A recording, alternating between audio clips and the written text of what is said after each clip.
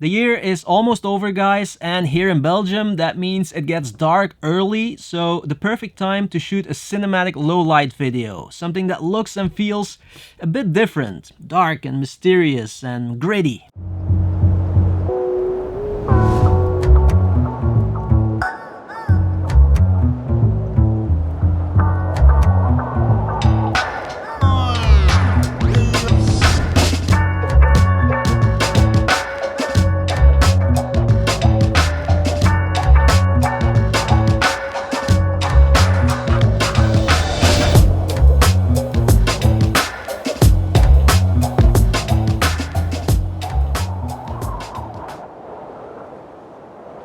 I shot that sequence on a 30-minute walk here in the neighborhood, so every one of you can do this. I'll go over the camera settings that I used, also the lens, color profiles, how and what to shoot, and some editing tips. Basically everything you need to know to shoot a quick cinematic video. And just so you know, instead of using my expensive Sony a7S III, the low light king, I used my Canon M50 this time. Not such a low light king. But that doesn't matter because you can shoot a cool low light video with just about any camera. But first, before we dive into all that, I just want to say thank you for all the support and for making this channel so much fun. That's all because of you. And I hope you're all doing well because it's been a weird year, right? Let's hope next year won't be as weird. Or at least weird's okay, but fun weird, not that weird that we had now. But anyway, I'm just blabbering right now, so yeah, thank you for watching my videos, that's all I want to say. Now let's go back to cinematic video and let's start with ISO and noise. ISO is usually the problem when it comes to shooting in low light. Some cameras are really good at it, they can shoot crisp, nice looking video with almost no light available, but the Canon M50, just like a bunch of other cameras, let's say it's not a low light king, but that doesn't mean it's unusable or that it looks horrible. And to make it even more of a challenge, I shot that sequence in 50 frames per second slow motion, so I was forced to set my camera at even higher ISO values. Look, I always say don't go over ISO 400, but that's just if you want the absolute cleanest looking image. I have no problems shooting at ISO 800 or even 1600. The thing is, noise is not always bad or ugly.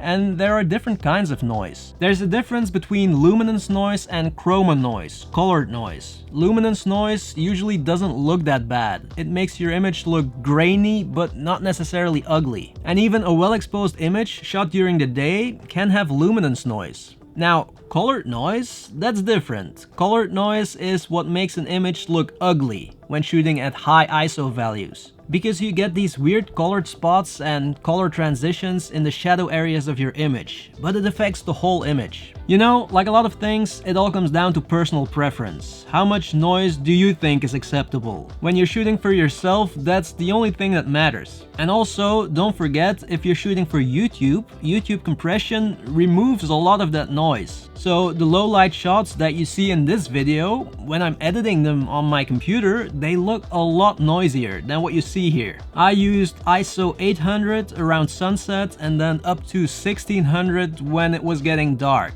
For the Canon M50, I would say 1600 is the limit. When you go beyond that, 3200, it starts getting iffy. Then you really have to be careful for ugly areas in the shadows. But the most important thing is, don't be afraid of noise. It's not ugly by definition. Just use the noise to get that gritty look and add atmosphere. Make it look intended. For the best results, you need a fast lens. And fast means a lens with a large aperture that you can open all the way to 2.0, 1.8, 1.4. The lower the number, the better. Now, that doesn't mean that you can't shoot low light video with the kit lens, for example. The kit lens that comes with the Canon M50 is 3.5, but that means that if my image is still underexposed at f3.5, I have to crank up the ISO. And that means there's a risk of getting ugly noise in my image. If I would have used the kit lens for my sequence, I would have probably had to go up to ISO 3200 and even higher. So specifically for the Canon M50, the 22mm 2.0 is a great option. Also the 32mm 1.4 or the Sigma 16mm 1.4. But those are a little bit more expensive. But that's why you need a fast lens to keep the ISO values down, not too high. Because too high means ugly noise. I shot everything in my sequence with the 22mm. The third important setting is picture style or color profile, and for the last few weeks or months even, I've been shooting in the neutral picture style on my Canon M50. And I turned down the contrast and saturation. I feel like it gives me really good results, especially in low light. I've experimented with flat color profiles that you can download, and I've tried a bunch of different ones. But in low light, with the Canon M50 8-bit color, the neutral picture style gives me the best result. It's a clean looking image and there's still some room for color grading, you know, to give your video your own creative look, even if it's just adding a LUT. Now, something really important here is that I turned down the sharpness. And that's important when shooting in low light specifically, because when you shoot at high ISO values, the image will look softer and less sharp. So you might think, let's crank up the sharpness. But that's a bad idea because it's gonna emphasize the ugly noise in your image. It's gonna make it even more ugly. What you should do is turn the sharpening down in camera and then add sharpening later if you want to. But honestly, for a sequence like this, I don't mind that it looks a little bit softer because it adds to that dark and gritty look I'm going for. So for a spontaneous sequence like this, what can I say? Don't overthink it. Shoot whatever looks interesting to you. It could be literally anything because everybody has their own style and their own interests, you know? Maybe some of you are still looking for your style, and then a video like this is the perfect time to explore and see what you like and what you don't like. One thing that's important maybe is shot variation. So it's a mistake that I've made in the past and a lot of beginners make, ending up with shots that look all the same. You know, all detail shots of the face or all wide shots. So make sure that you have close-ups, details, wide shots. That will make your sequence more dynamic and look better. And when I say don't overthink it, I don't mean just do whatever. You have to think about the story you're going to tell and how you're gonna capture the atmosphere and the mood that you want to convey to the viewer. And also always remember that for a sequence like this, a spontaneous sequence, a lot of the magic happens when you're editing, when you add music and when you cut the shots to the music.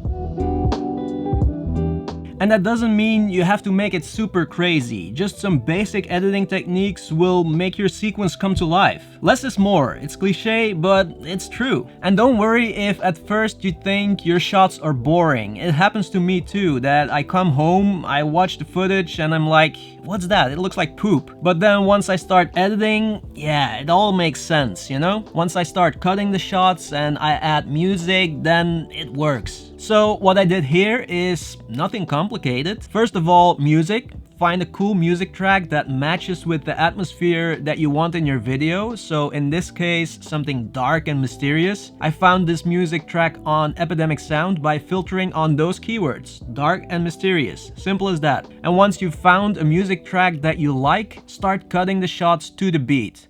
How long you make the shots depends on the music and the pace you're going for. I kept the shots fairly short because it's a short sequence.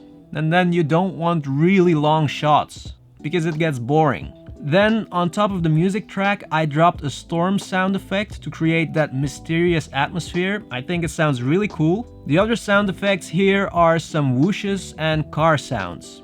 The whooshes are there to support some of the speed ramps. That's the last thing I did, speed ramps. I used those to not make transitions, but just to add a bit of a surreal feel to the sequence. So I sped up some parts and I even reversed some shots. I think it looks really cool here. But that's it guys, it's super simple. This is very basic editing. And if you're new to editing, a short sequence like this is the perfect way to start learning. So the last thing I want to say is wait until it gets dark, pick up your camera and go for a walk. Shoot whatever you want and create a cool sequence. You just need a few hours, that's it. I hope you've enjoyed this video. If you have, maybe give it a thumbs up, subscribe if you haven't already. Thank you so much for watching, guys, and see you in the next one.